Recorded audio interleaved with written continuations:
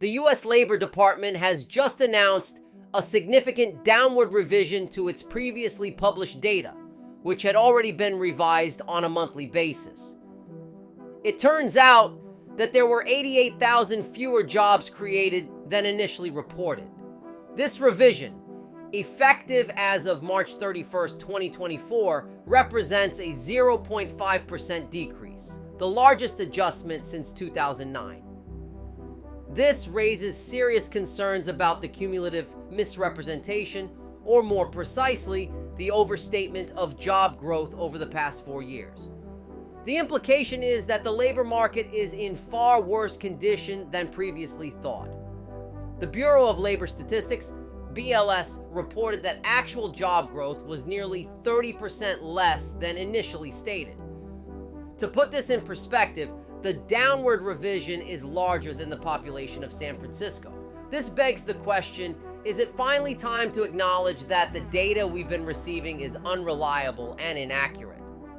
It's important to note that this massive revision, the second largest on record, comes on top of the smaller monthly revisions we've become accustomed to. This pattern of overestimating and then revising the data downward has become the norm. Initially, the data is reported, and the mainstream media praises the resilience of the labor market and the success of Bidenomics. But once everyone has moved on to the next big news story, the prior month's data is quietly revised downward. By now, this routine has become all too familiar, and it is deeply concerning.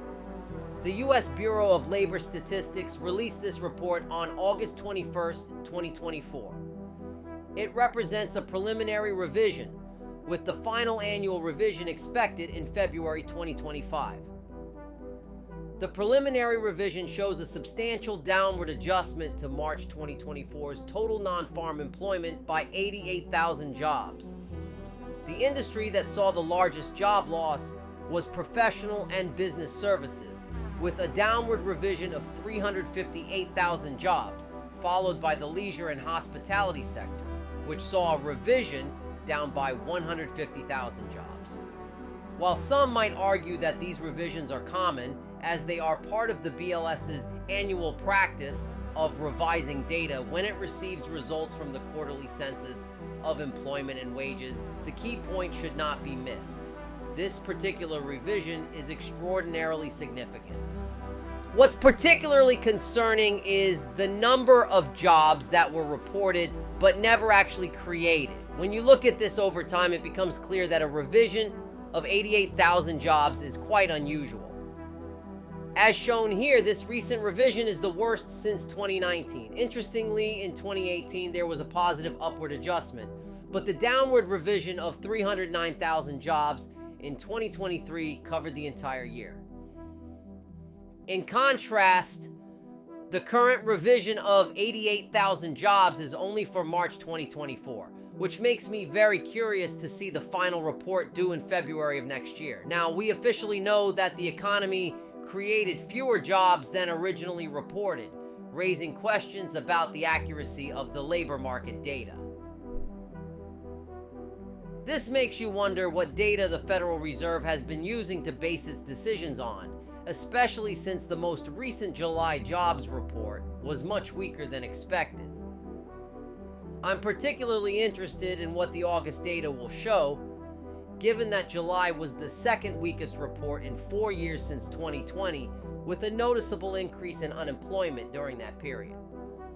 Overall, this is extremely concerning and reinforces something we've suspected for a long time, that we've been in a recession and it's likely to worsen.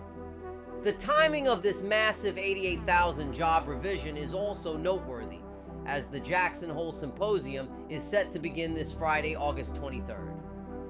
Fed Chair Jerome Powell is expected to provide commentary and possibly hint at rate cuts, and I assume he will have to address the growing weakness in the labor market. This year's downward revisions have been unusually high, contributing to the growing disillusionment with official data and a significant loss of confidence in what we hear. When we contrast these reports with reality, such as the 20% increase in grocery prices, We see a clear gap between what we're told and the reality we experience, leading to a further erosion of trust. It's fair to say that a downward revision of this magnitude is essentially the BLS admitting that it has been overestimating job numbers for months. This raises the question: when you release monthly job figures, then revise them, and then revise them again, what's the underlying issue?